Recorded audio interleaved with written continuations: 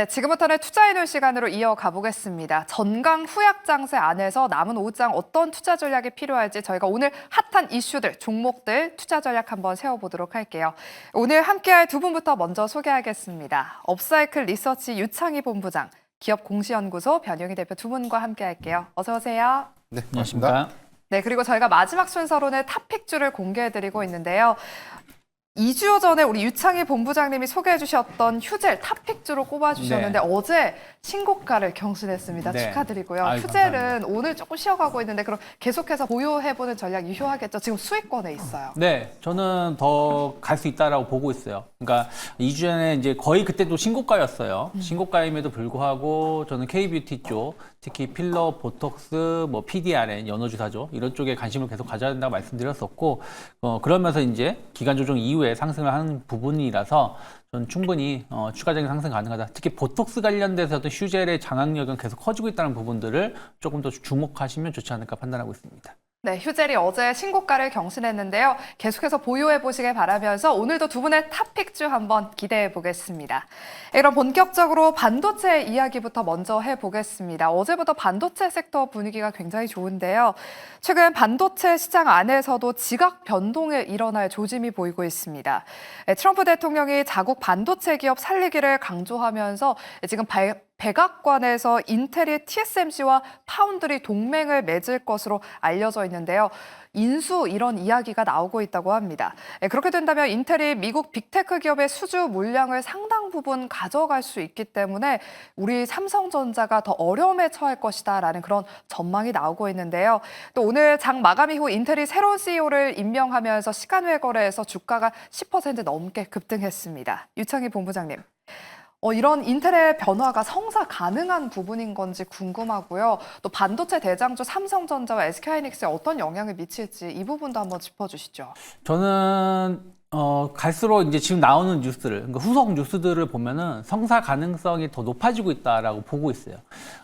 지난번에 나왔던, 그러니까 맨 처음에 나왔던 뉴스는 제 기억에 맞으면 브로드컴이 인수한다라는 뉴스였었던 거고, 그 다음에 나온 뉴스는 TSMC랑 브로드컴이 공동 인수할 가능성이 높다. 그러니까 파운드리는 TSMC 그리고 주문형 반도체는 브로드컴 이런 얘기가 나왔다가 또 그 사그라들었었고, 이번에 나온 건 이제 엔비디아 또 붙고 여러 기업이 동시에 하겠다는 거죠. 그러니까 무슨 얘기냐면 인텔이라는 회사를 외국의 기업이 인수한다는 거는 미국의 입장에서는 자존심이 상하는 거죠. 미국 철강사도 저 일본 회사가 인수하려다가 제동이 걸린 거 아니겠습니까? 그러면 어찌되었든 다른 방식을 써야 되는데 그게 연합체계로 간다라는 부분들. 그리고 또 하나는 사실은 인수 못해도 상관없습니다. 하지만 우리가 미국을 위해서 우린 이렇게 노력하고 있습니다라는 걸 보여주고 있는 부분 아니겠습니까? 그러니까 그런 부분들이 인텔의 주가를 좀 하락을 좀 방어해주고 좀 상승을 일으키고 있지 않나 생각 좀 하고 있는데, 중요한 건 이제 우리나라죠. 사실은 뭐 TSMC가 인텔을 인수를 하나 혹은 뭐 브로드컴이 인수를 하나 거기 들어가는 D램, 낸드 뭐 이런 HBM은 사실은 우리나라 기업이 공급하는 어떤 부분들이 변화는 없을 거라 생각하고 있어요. 다만 미국 기업 우선주의로 가고 있고, 그렇게 되면 이제 기술력도 많이 올라온 마이크론의 어떤 역할이 조금 더 커질 수 있다라는 부분들 우려감들이 좀 있지만, 마이크론의 매출이 조금 늘어난다고 해서 하이닉스나 삼성전자 매출이 급감할 것인가? 저는 그건 아니라 생각하고 있습니다. 왜냐하면 기존에 공급하고 있는 부분들을 갑자기 바꿀 수는 없는 부분들이거든요. 그래서 이런 부분들 당장 영향은 없겠지만 중장기적인 관점에서는 조금 지켜볼 필요는 있다 생각하고 있고, 또 거기에 맞춰서 레거시 반도체 시장이 계속해서 좀 개선세를 보여주고 있다는 부분들이 최근에 삼성 하이닉스의 주가를 끌어올리는 것이기 때문에 지금은 인텔이 어디에 인수가 되면서 우리나라 기업에 영향을 주는 거에 대해서 너무 걱정할 필요는 없다라고 생각을 좀 하고 있습니다. 네, 당장에는 우리 국내 반도체 기업의 인텔 인수 이슈가 영향을 미치지는 않을 것 같다라는 말씀 전해주셨습니다. 이어서 오늘 반도체 소부장단에서는 유리기판주들이 강세를 보이고 있습니다. 그중에서 캠트로닉스가 여전히 10% 넘는 급등세를 이어가고 있는데요. 유창희 본부장님, 오늘은 또 캠트로닉스가 강해요. 뭐 종목별로 지금 순환매가 펼쳐지고 있는 것 같은데, SKC, 피롭틱스 기존의 강자였잖아요. 오늘 피롭틱스는 오히려 좀 강보합권 수준에 그치고 있는데 유리기판 종목들 계속해서 이 흐름을 이어갈까요? 저는 계속 말씀드렸지만 우리가 반도체를 투자를 한다라면 레거시, HBM 쪽보다는 앞으로 우리가 더 많이 사용될 수 있는 최첨단 반도체 쪽을 주목을 해야 된다. 그러면 유리기판 대표적인 것이죠. 그리고 이제 CXL, 소캠 뭐 이런 쪽에 대해서 봐야 된다 생각하고 있어요. 왜 그러냐면 이쪽에 실적이 나오고 있느냐, 제품이 출시가 되느냐, 그런 거 관심 가질 필요가 없다라는 거예요. 결국에는 투자를 한다는 거에 주목을 해야 된다는 겁니다. 로봇들이 움직이는 것도 로봇 시장이 우리나라 휴머노이드가 엄청나게 잘 판매가 돼서가 아니라 이쪽에 삼성, LG, SK, 현대가 투자를 한다라는 거에 주목을 받으면서 올라온 거거든요. 그래서 저는 최첨단 반도체에 대한 어떤 관심을 계속 가져갈 수 있고 또 이들 기업이 최근에 조정을 받았던 부분들도 좀 매력적으로 나온다 생각을 좀 하고 있어요. 그래서 저는 관련된 기업들에 대해서 어떤 추가적인 상승 충분히 나올 수 있는데 다만 그 안에서 어떤 기업은 많이 올라와 있는 기업이 있고 어떤 기업은 상대적으로 덜 올라온 부분들이 있는 거죠. 그래서 캠트로닉스가 오늘 좀 많이 오르고 있는 것이고 또 SKC도 마찬가지입니다. 최근에 조정을 좀 많이 주다 보니까 조금 더 오르는 거라 보고 있어요. 그래서 저는 필옵틱스가 오늘 못 간다고 해서 대장주에서 탈락한 건 아니다. 유리기판 관련돼서는 좀 중장기적으로 봤을 때 점진적인 상승세는 좀 더 이어질 수 있다는 생각으로 접근하는 게 맞지 않나 판단하고 있습니다. 네, 우리 유창희 본부장님이 유리기판 종목들 추가 상승세 기대해 볼 만하다라고 말씀을 해주셨습니다. 그리고 변영희 대표님이 또 오늘 탑픽주로 저희가 유리기판주 내에서 가지고 오셨다고 하니까요. 잠시 후 마지막 순서로 저희가 유리기판주 전망 그리고 그 안에서 어떤 종목을 옥석 가려볼지 우리 변영희 대표님의 탑픽주 한번 기대해 볼게요. 네, 그리고 오늘 양자 컴퓨터 관련 종목들도 급등하고 있습니다. 엔비디아가 다음 주에 개최되는 GTC 2025에서 퀀텀대 양자의 날을 3월 20일로 지정한다고 하는데요. 이 행사에서 양자 컴퓨팅의 미래 전략을 제시할 예정입니다. 변영희 대표님, 네. 3월 20일까지는 양자 컴퓨터 관련 종목들 좀 트레이딩 해볼 수 있을 것 같은데 간밤 미증시에서도 관련 종목들 급등했습니다. 지금도 시세 이어가고 있는데 트레이딩 유효할까요? 네, 수급의 연속성 관점에서는 조금 단기 트레이딩 관점에서는 조금 연속성을 이어갈 수 있지 않을까라고 좀 볼 수 있는데 미국의 기술주들이 최근에 좀 조정 양상을 거쳤음에도 불구하고 양자 관련 종목들의 어떤 주가 내지는 어떤 수급은 비교적 좀 견조했던 흐름들을 좀 유지했다라는 차이가 좀 일부가 있고요. 여기 더해서는 양자 컴퓨터, 퀀텀 데이에서 새로운 어떤 트렌드, 기술이라든가 전략들이 좀 구체화가 좀 될 텐데 여기서 조금 더 연속성 있는 부분들은 양자 기술 관련된 논문이라든가 새로운 기술들이 좀 재차 좀 부각이 된다면 해당되는 부분들에 관련된 일부 기대 요인들이 개별적인 어떤 종목 내지 선별적으로 좀 달라질 수 있겠다라고 좀 볼 수가 있겠습니다. 여기도 해서 양자 컴퓨팅 관련된 기대 요인들을 좀 논의를 하더라도 양자 암호 기술에 관련된 대변 효과들 이 부분도 계속해서 우리가 관심 있게 좀 봐야 되는 부분들인데 특히나 통신 3사가 좀 가장 큰 수혜다라고 좀 평가를 좀 받고 있고요. 지금 SK텔레콤의 경우에도 국가정보원에 대한 인증을 좀 득했던 양자 암호 체계 관련된 모듈 기술 같은 것들 이런 것들은 아직은 구체화된 부분에 대한 어떤 수급의 연속성들은 중소형주들을 위주로 좀 더 많이 가져가는 형국들이지만 이 부분에 대한 핵심적인 어떤 전략들이 조금 더 상세하게 좀 이어질 경우에는 대형주의 어떤 수급 유입도 우리가 좀 기대해 볼 수 있는 요인이 좀 되지 않을까. 그래서 저는 세론 효과라기보다는 해당되는 어떤 논문이라든가 기술에 대한 어떤 성과에 따라서 조금 더 어떤 수급의 어떤 연속성과는 좀 이어지지 않을까라고 좀 판단해 보고 있습니다. 네, 양자컴 관련 종목들은 수급의 연속성을 한번 기대해보면서 통신주에도 한번 눈여겨보시면 좋을 것 같습니다. 네, 다음으로는 최근 시장을 주도하고 있는 방산과 또 LNG 한번 살펴보도록 할게요. 네, 제가 어제 이 시간에도 방산주들 연일도 잘 가고 있어서 지금 너무 고점 영역이 아닐까요? 라는 그런 질문을 드렸는데 그런 질문이 무색할 정도로 오늘도 방산 종목들 상승하고 있습니다. 네, 현대로템이 연일 신고가를 경신하면서 현재 현대로템이 10%에 가까운 급등세를 보이면서 10만 원 선에 무난하게 지금 안착을 한 상황인데요. 변영희 대표님, 네. 방산주의 끝없는 질주 어디까지 이어질지 지금 증권사에서도 방산주에 대해서 호평을 내놓고 있어요. 네, 일단 두 가지 측면들이 있을 것 같아요. 하나는 고평가 관련된 논란들. 그래서 일단 성장세도 다 좋고 실적에 관련된 기대 요인들, 수주의 확장성들 다 좋은데 다소 주가가 과한 반응을 좀 했기 때문에 고평가 관련된 어떤 부담들이 좀 일부가 좀 나오고 있는 부분이고요. 여기에 대해서 아직 수주의 여력이라든가 수주 성과가 더욱더 좀 기대될 수 있는 요인들이기 때문에 확장성 관점에서 연속성을 좀 더 보이지 않을까라는 그런 전망으로 좀 두 부류로 좀 나뉘어지고 있는데 대체적으로 보면 우리가 우크라이나 전쟁을 통해서 좀 확인됐던 메시지들 특히나 이 안보 우산의 약화 우려감들이 실질적으로 유럽에 최근에 이 방위비 증가에 관련된 구체적인 어떤 내용들이 좀 있었죠.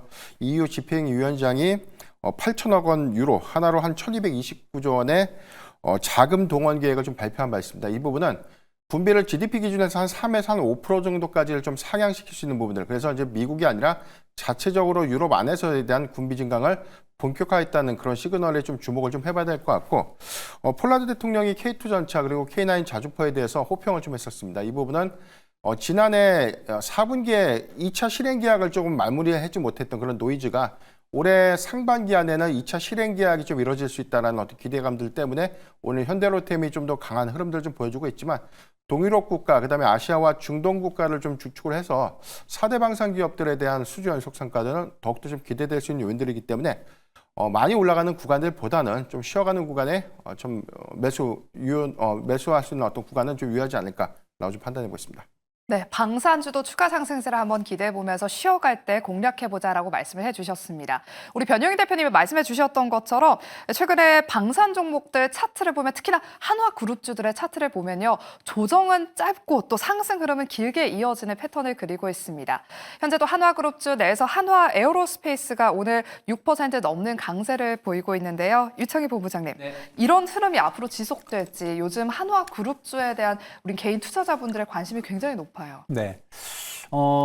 주가가 단기간에 많이 오르게 되면 좀 변동성을 보여줄 수 있다 생각 좀 하고 있습니다. 근데 그 오르는 이유가 뭐 작은 테마에서 올랐을 때는 오히려 변동성을 주고 나서 다시 과거의 주가를 회귀하는 경우가 많은데, 어떤 실적이라든지 앞으로 성장 모멘텀으로 해서 주가가 올라왔을 때는 추가 상승을 더 보여주는 사례가 많이 있었다라는 것이죠. 그럼 지금 하나그룹주들의 상승은 저는 전자가 아니라 후자라고 생각하고 있어요.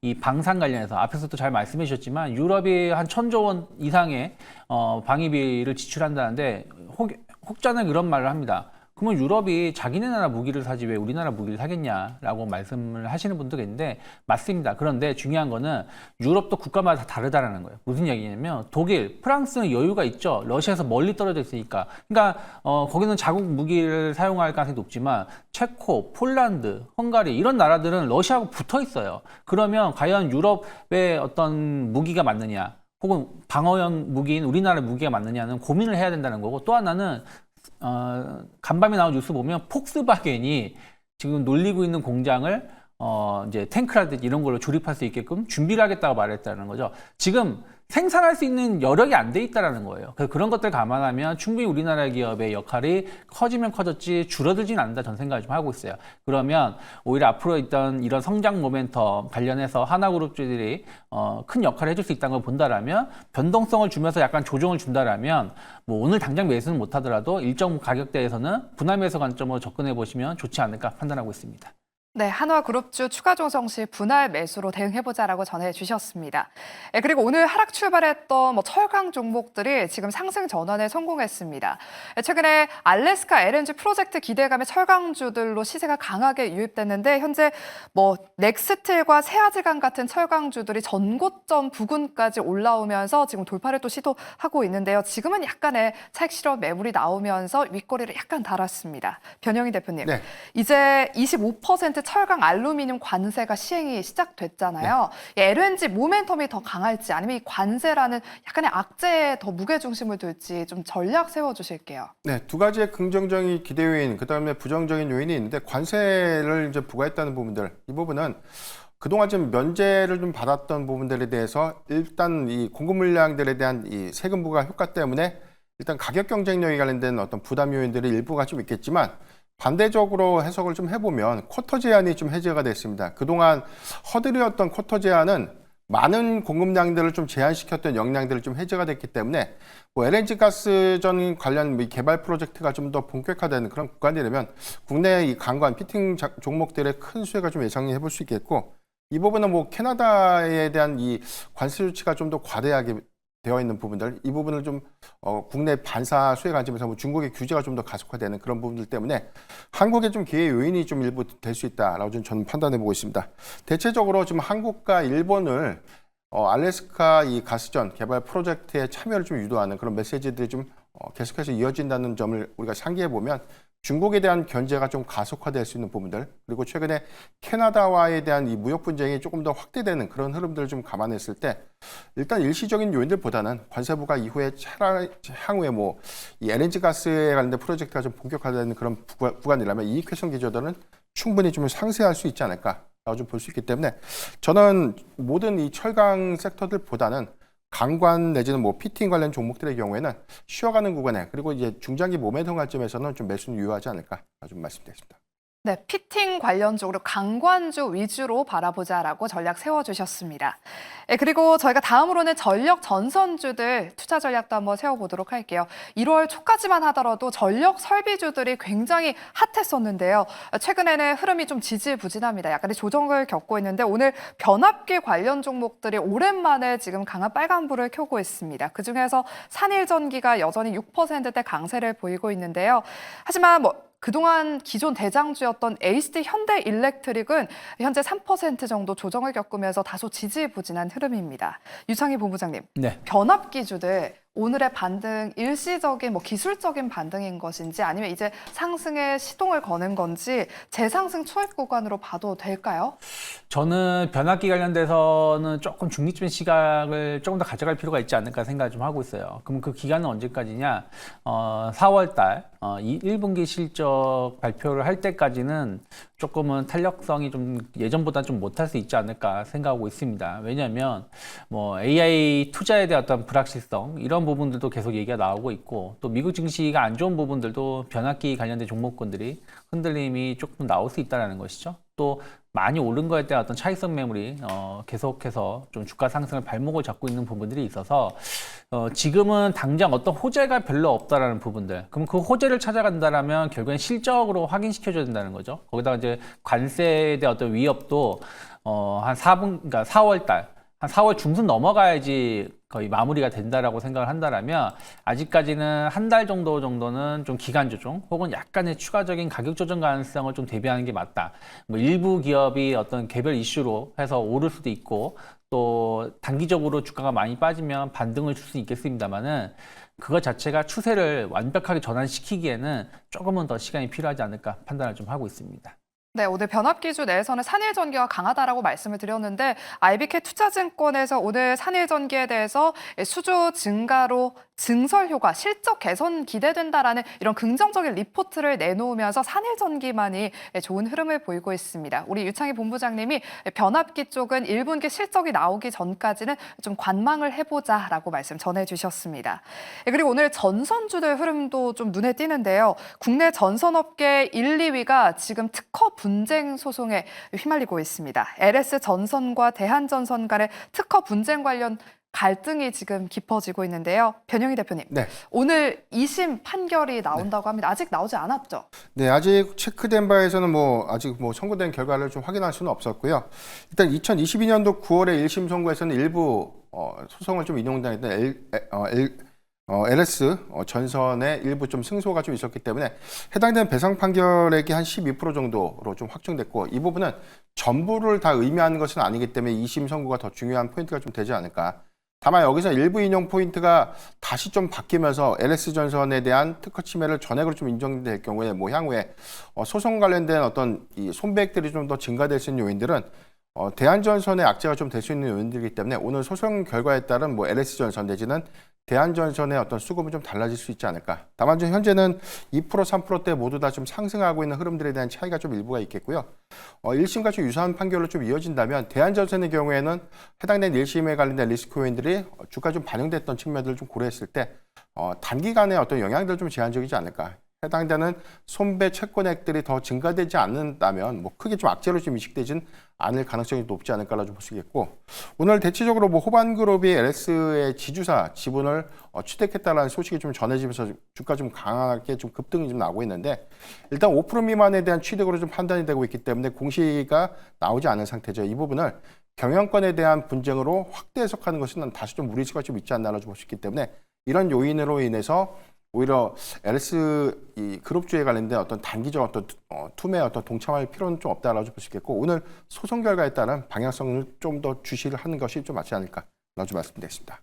네, LS전선과 대한전선의 특허 소송 2심 판결 결과가 오늘 나온다고 합니다. 남은 5장에도 흐름 잘 체크해 보시길 바라겠고요. 마지막으로는 오늘 콘텐츠 안에서 쌈쥐엔터 이야기 좀 짧게 여쭤보도록 할게요. 오늘 52주 신고가를 경신했습니다. 쌈쥐엔터가 저희 투자해놓은 이 시간에서 한 달 전쯤에 탑픽주로 또 소개되기도 했는데 만약 보유하고 계신 분들은 오늘 또 크게 수익이 나셨을 것 같습니다. 신한투자증권에서 오늘 긍정적인 리포트를 내놨는데요. 해외 진출이 기대되고 글로벌 캐릭터 IP 기업들과 비교하면 저평가 매력이 부각된다라는 평가를 내놨습니다. 지금 그 티니핑이라고 하나요? 네, 이게 지금 캐치트니핑. 캐치핑도 있고 참 핑이 진짜 네. 많더라고요. 중국과 일본에 일단 진출해 있고 앞으로는 동남아시아와 미국 시장에까지 진출한다고 하는데 유창희 본부장님, 네. 이 쌈지엔터의 개별 이슈로만 바라봐야 될지 아니면 좀 콘텐츠 전반적으로 이 흐름이 좀 확산될 수 있을까요? 뭐 최근에 이제 미키 17이 좋은 결과 맞아요. 보여주면서 관련된 기업이 좀 움직임이 나왔었는데 저는 이제 그런 기업들보다는 오히려 싼지엔터의 어떤 영향이 더 클 수 있다 생각을 좀 하고 있어요. 왜 그러냐면 이게 사실은 어른들 대상으로 그러니까 어른들 대상으로 한 영화는 좀 이게 파급이 되는 게 한계가 있는데 어린이 대상의 영화 혹은 그런 캐릭터는 전 세계적으로 동시에 파급이 크게 나올 수 있다고 생각하고 있습니다. 특히 규제도 할 필요가 없는 거죠. 특히 쌈지엔터의 어떤 캐릭터 자체가 어마어마한 인기를 지금 몇 년째 끌고 있고 뭐 등골 핑이라고 불릴 정도로 핑의 종류가 너무 많습니다. 저희 집도 셀 수 없을 정도로 내용들이 그 장난감들이 많이 있어요. 네. 그럼에도 불구하고 새롭게 뭔가 나오고 있거든요. 그런 것도 감안한다라면 제가 예전에 한번 콘텐츠 관련해서 말씀을 드렸을 때 엔터주 좀 계속해서 좀 중장적으로 볼 수 있다 말씀드렸었고 만약 콘텐츠를 본다라면 그러니까 제작 이론적으로 본다라면 쌈지엔터가 의외로 좀 좋은 결과 볼 수 있을 거라고 말씀도 한번 드렸던 기억이 좀 있었는데 어쨌든 오늘도 강하게 상승하고 있습니다. 그래서 지금 보면 1차 상승하고 나서 한 2주 정도 행보하고 나서 오늘 상승하는 거기 때문에 그러면 이제 최근에 기간 조정을 줬던 자리가 크게 이탈하지 않는다라면 추가적인 상승 가능성 열어놓고 일단 지금은 상승 추세에 조금 더 집중하실 필요가 있지 않을까 판단하고 있습니다. 네, 아기가 티니핑 살 때 우리 유창희 본부장님 쌈지엔터 사셨으면 또 네, 아무튼 쌈지엔터 콘텐츠 수급 이어지길 한번 기대해 보겠습니다. 그럼 마지막 순서로 두 분의 탑픽주도 한번 기대해 보도록 할게요. 먼저 변영희 대표님. 네. 유리기판 내에서 오늘 탑픽주를 준비해 오셨다고요? 네, 저는 캠트로닉스를 좀 준비를 했는데 오늘 11.6%좀 급등이 좀 나와서 다소 네. 좀 진입하기에는 좀 부담스럽지 않을까라고 좀 판단해봤는데 일단 다음 주에 대한 일정 모멘텀들이 아직은 좀 유효하다는 점 그리고 유리기판에 관련된 어떤 내용들이 단기적인 어떤 가십거리들보다는 계속해서 좀 양산될 수 있는 내러티브에 좀 더 집중해 볼 필요가 있지 않을까라고 좀 말씀드렸습니다. 포토 레지스터 공정용 소재를 좀 주력으로 하고 있는 기업입니다. 시각 기술을 강점을 좀 갖고 있는데 일단 뭐 삼성전자 유리기판 인터포즈에 관련된 어떤 전략들이 좀 더 구체됐던 부분들 향후에 수익 기대감들이 좀 부각됐던 이유들은 유리기판을 얇게 가공하는 기술, 이게 싱글라스 기술이라고 하는데 해당되는 강점들이 TGV 공정 전체적인 어떤 밸류체인 구축에 관련된 강점들과 함께 맞물리면서 삼성전자의 향후 좀 위탁 생산에 관련된 가능성도 굉장히 높게 평가가 좀 되고 있기 때문에 이런 상황들이 현실화 내지는 뭐 구체화되는 그런 일정들이라면 추가적인 어떤 상승의 어떤 여력들은 좀 더 이어지지 않을까라고 좀 볼 수 있겠고 GTC 2025에서 뭐 제이슨 CEO가 내세우는 어떤 전략들과 맞물리는 유리기판에 관련된 모멘텀들 조금 더 이어질 수 있지 않을까라고 좀 판단해보고 있습니다. 네, 글라스에서 핵심 공급사로 등극한 캠트로닉스를 오늘 탑픽주로 소개해 주셨습니다. 목표가는 어느 정도로 볼까요? 단기적인 목표가는 이전 고가였던 한 36,800원대까지에 대한 돌파 여부를 좀 강하게 좀 봐야 될 것 같은데 한 34,500원 내지는 한 35,000원 정도를 단기적 목표가를 좀 제시해 드리겠고요. 이탈가, 손절가는 한 24,000원대를 좀 제시해 보도록 하겠습니다. 네, 캠트로닉스 눈여겨보시길 바라겠고요. 이어서 우리 유창희 본부장님의 탑픽주, 휴젤 어제 신고가 경신했으니까 후속주 기대해 볼게요. 네, 오늘 풍산 가지고 나왔습니다. 사실 이제 풍산이 방산주의 묶임에도 불구하고 주가는 많이 움직임이 나오지 못했어요. 아무래도 이제 최첨단 무기 쪽보다는 이제 포탄이라든지 총알 이런 부분들을 취급을 하다 보니까 덜 영향을 받았다 생각하고 있는데 어쨌든 국내 무기가 수출이 많이 된다라면 거기에 사용되는 포탄이라든지 관련된 부속품들도 수출이 꾸준히 잘 될 수밖에 없다.